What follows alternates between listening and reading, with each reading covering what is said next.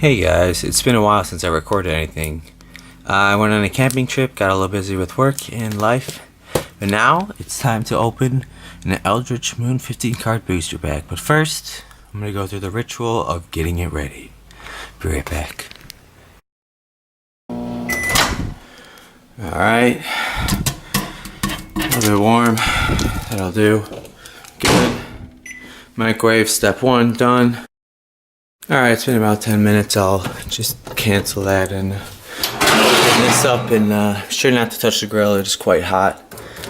And so is the pack actually. Hot potato, alright, only a few more steps left before we can actually open this. Just gonna let this cool down for a few minutes and then I'll see you guys in a second. Gotta get heated up a little bit. This will be good. And pop. Very cool. Alright, this might be a little bit warm, but alright, only a couple more steps and this pack should be ready to open.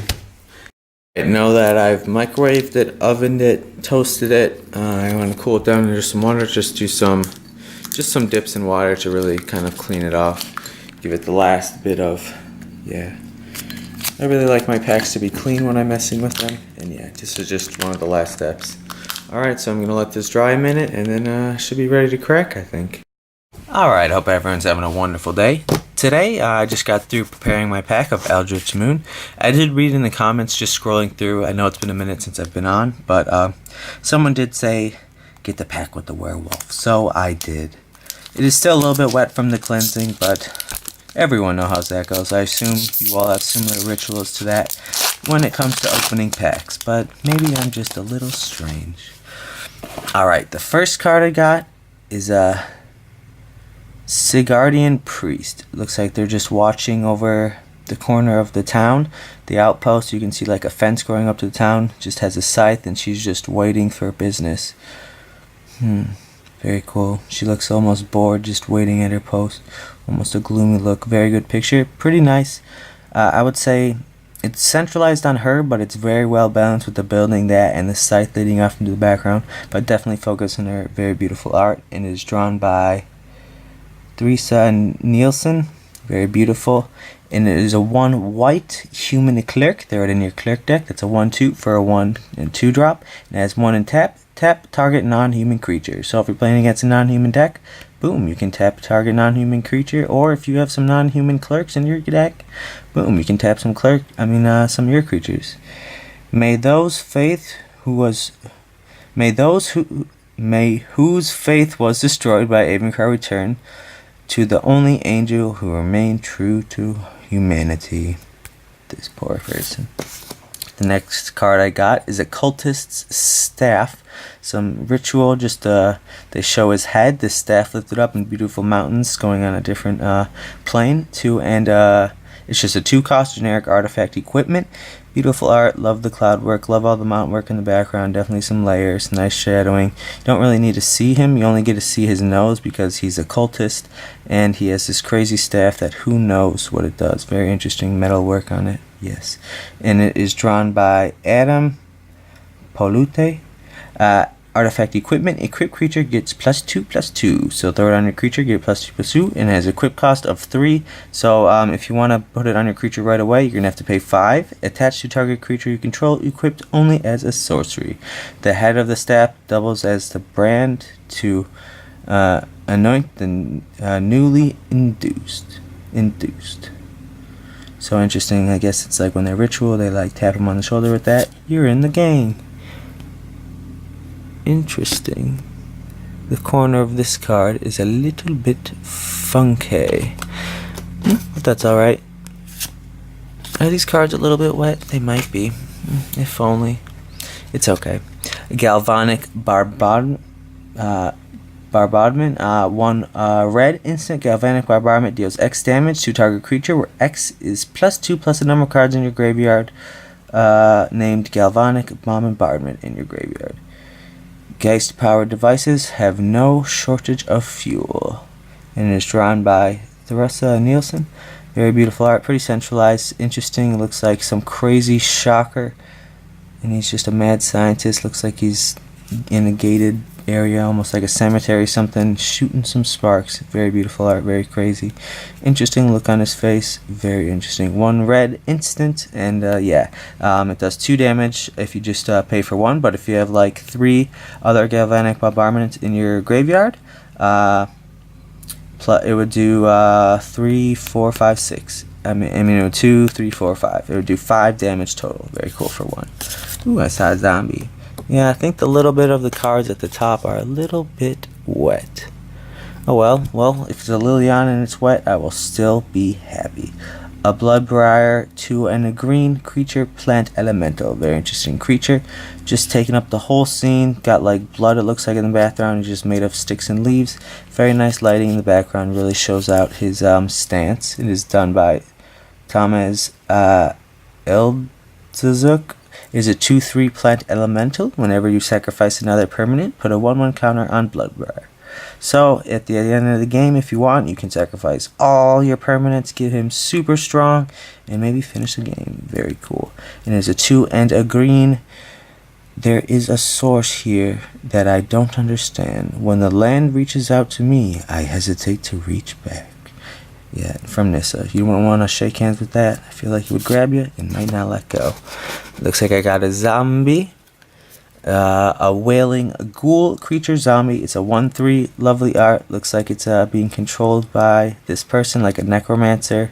Brought him up from the dead. Very interesting art layers. I'm first drawn to the zombie, then I notice her, and she's kind of like dancing and screaming, looks like, controlling him. Nice shading, very light in the back, kind of gives you a nice feel. Very good balancing. Love the upfront work. Creature zombie. Whenever Wailing Ghoul enters the battlefield, put the top 2 cards of your library into your graveyard. 1 and a 3 for a 1/2. Not interesting, not that bad, but you do have to put cards in your graveyard. If that's a zombie deck that you wanna, like a raised deck out of or something like that, could be good. Don't worry, sweet brother. Help is on the way. Ghoulcaster Giza. So that's her brother, and she's going to save him in her way. I got an Ironclad Slayer next, and it's a 2 and white. Looks like it killed that huge Eldrazi millipede. It looks like it threw a spear, and it's going to retrieve it.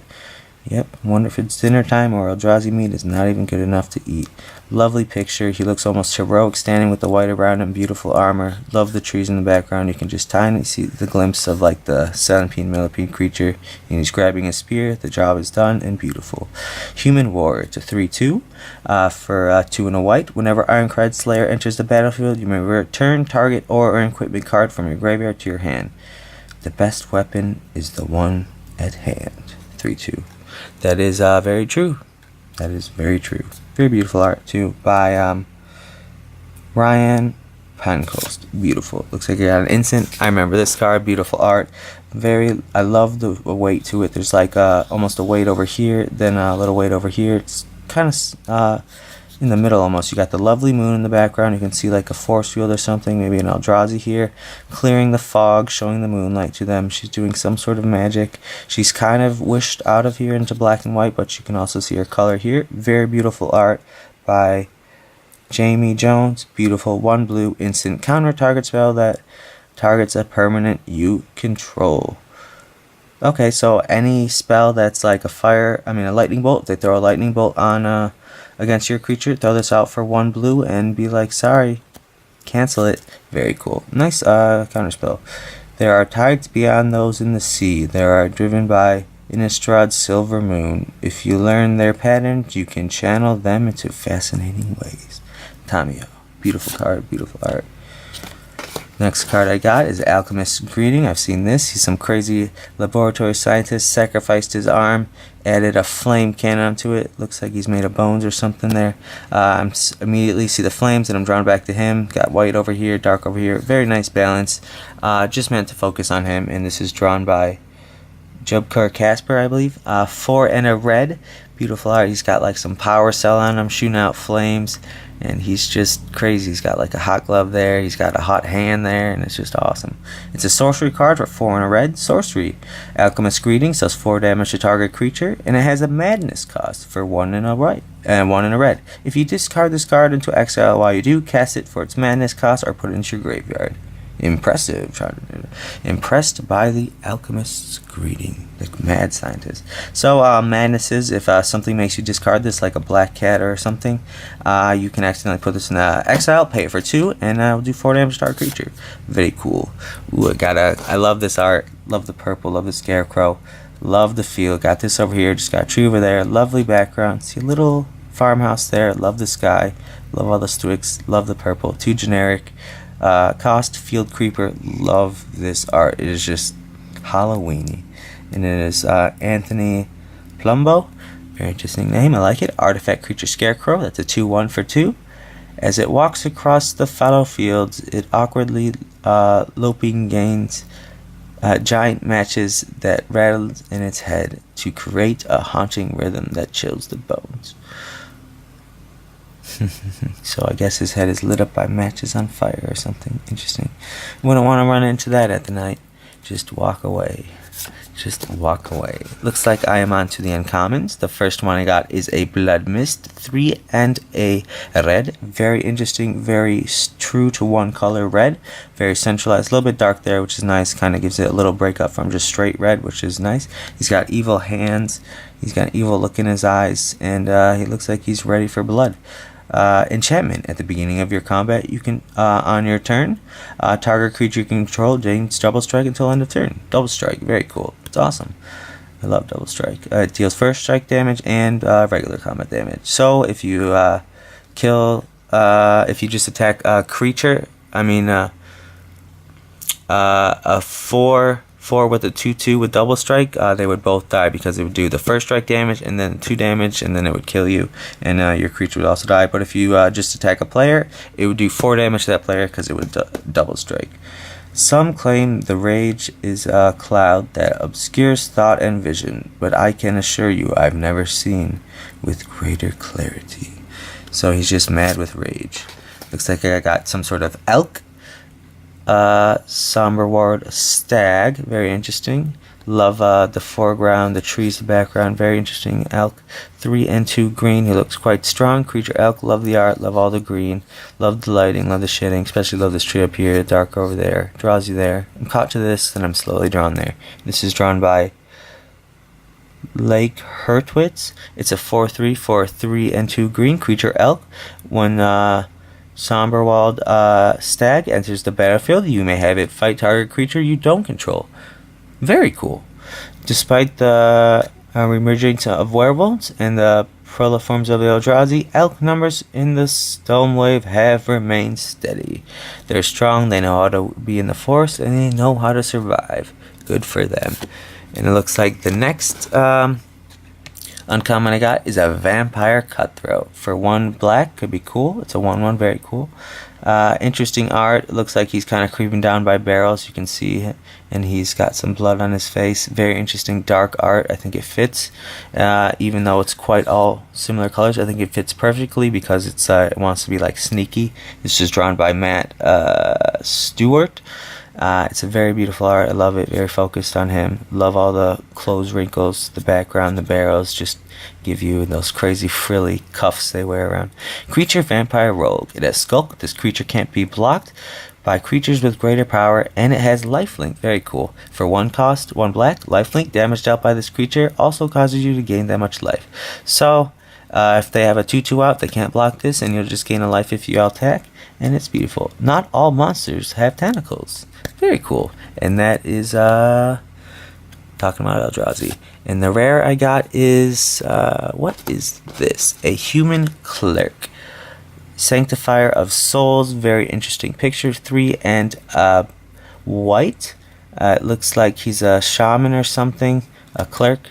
He's got some like incense burning, a staff, and he's like summoning something. Very interesting beard hair. He's moving quite ferociously. Pretty well centered. You got this over here that you notice after. I do like the choice of the yellowish green in the background. And he just looks like a very powerful mage. Interesting. And this is drawn by Jesper Esting. It is 3 and a white for a 2/3. Whenever another creature enters the battlefield under your control, Sanctifier of Soul gets +1/+1 until end of turn. 2 and a white, so that's pretty cool. If you play more than 1 creature, it would become First creature become a 3/4. Next creature become a 4/5. Very cool. 2 and a white. Exile a creature card from your graveyard. Put a 1/1 white spirit creature token with flying onto the battlefield. Very cool. So if you have no way to get back creatures from your graveyard, 2 and a white, exile creature card from your graveyard, put a 1/1 white spirit creature token with flying on the battlefield. So you could pump out some tokens. Cool. Very cool. And then the flippy flip I got is a Midnight Scavengers, a 4 and a black human rogue. Whenever Midnight Scavengers enters the battlefield, you may return target creature with converted mana cost 3 or less from your graveyard to your hand. Very cool. It's a 3/3. Mouths with the graph rats. Rats? They're human rogues. And it just looks like they're grave robbing, digging. She's got the torch. He's got a shovel. He looks like the boss man. Interesting. Drawn by Jason Felix. Cool. It's a 3/3 and comes out for 4 and a 1. Very cool. How do you transform this? Maybe return target creature. I don't know how to transform it. And oh, it's one of these guys. Haste, Menace, Eldrazi Horror. Very cool. One of these half of a huge card. Haste, Menace. This creature can't be blocked except by 2 or more creatures. It's a 5/6. Don't know its mana cost. Whenever Chittering Host, that's it, enters the battlefield, other creatures you control get +1/+0 engraved Menace until end of turn. Very cool. Very cool. That was my flip card. And I got an island. And I got a devil. Whenever a creature dies, it deals 1 damage to our creature player. Very cool. Well, that was my pack. Didn't get a Liliana, but next time. Alright guys, hope you're having a wonderful day, and take it easy.